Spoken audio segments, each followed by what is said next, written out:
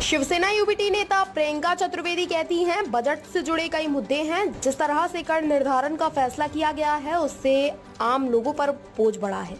महंगाई से कोई राहत नहीं मिली है, बेरोजगारी के मुद्दे पर ध्यान नहीं दिया गया है और जिस तरह से बुनियादी ढांचे को ध्वस्त किया जा रहा है, जैसा कि ओल्ड राजेंद्र नगर में हुआ, बेसमेंट में भरे पानी के कारण 3 छात्रों की जान चली गई।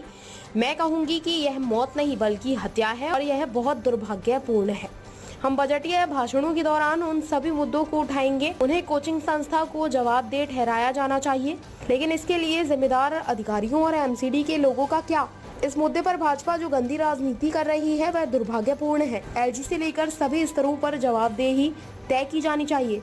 ये मुद्दे तो बहुत सारे हैं इस बजट को लेकर। जिस तरीके से टैक्सेशन डिसाइड हुआ है कि आम जनता पे और टैक्स की मार पड़ रही है और किसी तरीके से महंगाई से राहत नहीं मिल रही है, ना उनकी इनकम बढ़ रही है, ना बेरोजगारी पे किसी तरीके का असर पड़ने वाला है कि कैसे ख़त्म किया जाए, कैसे उस चुनौती को का सामना किया जाए। और मोस्ट इम्पॉर्टेंटली जो पूरा इंफ्रास्ट्रक्चर कोलैप्स हो रहा है। आपने राजेंद्र नगर में देखा कि 3 दुर्भाग्यपूर्ण मौतें हुई हैं। स्टूडेंट्स अपनी घर छोड़कर आते हैं अपने भविष्य के लिए और आज पानी भरने की वजह से उनकी मौतें हो जाती हैं।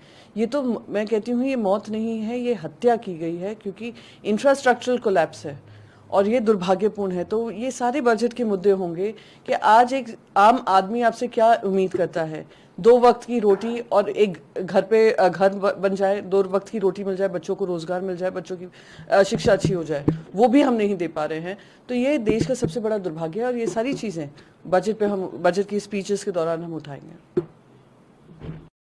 इस घटना के बाद ओल्ड राजेंद्र नगर में 13 इस तरीके के संस्थानों को सील किया गया है एमसीडी द्वारा, जो बेसमेंट में चलाएगा। उनको तो सील करिए, उनकी तो अकाउंटेबिलिटी तय करनी चाहिए, पर उनकी अकाउंटेबिलिटी कौन तय करेगा कि जानबूझकर सोच समझकर, सबको पता है कि नालों की सफाई नहीं हुई है, सबको पता है कि इस पे कामचोरी हो रही है, उन पे कब कार्रवाई की जाएगी? जो वहाँ के जिम्मेदार लोग हैं, जो वहाँ के म्युनिसिपल कॉरपोरेशन में कार्यरत लोग हैं, जो वहाँ से आते हैं, इन सब पे कार्रवाई होनी चाहिए।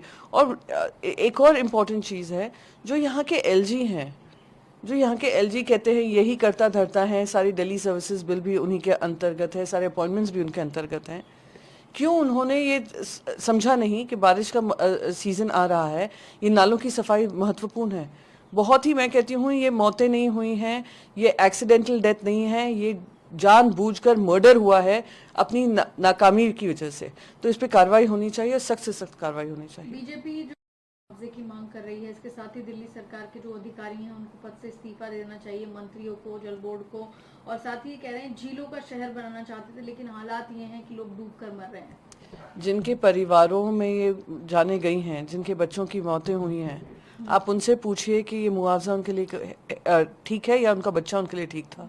ये जो मौतें हुई हैं वो हत्या है, एंड अंडर मर्डर इनका ट्रायल होना चाहिए। और भारतीय जनता पार्टी जिस तरीके से घिनौनी राजनीति इस पर कर रही है, ये बहुत ही दुर्भाग्यपूर्ण है।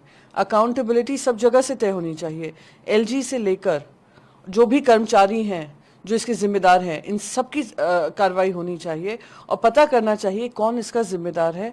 और मैं तो कहती हूँ भारतीय जनता पार्टी के 7 मेंबर्स ऑफ पार्लियामेंट हैं यहाँ पर, उन्होंने क्या क्या नाले सफाई की सुपरविजन लिया, क्या क्या रिपोर्ट ली, क्या क्या मीटिंग्स ली, इसका भी जवाबदेही तय होनी चाहिए। राजनीति करना इसमें बहुत ही दुर्भाग्यपूर्ण होगा, पर हाँ ये बात में सत्य है कि जो काम होना चाहिए था जनता का, वो काम नहीं हुआ है। उस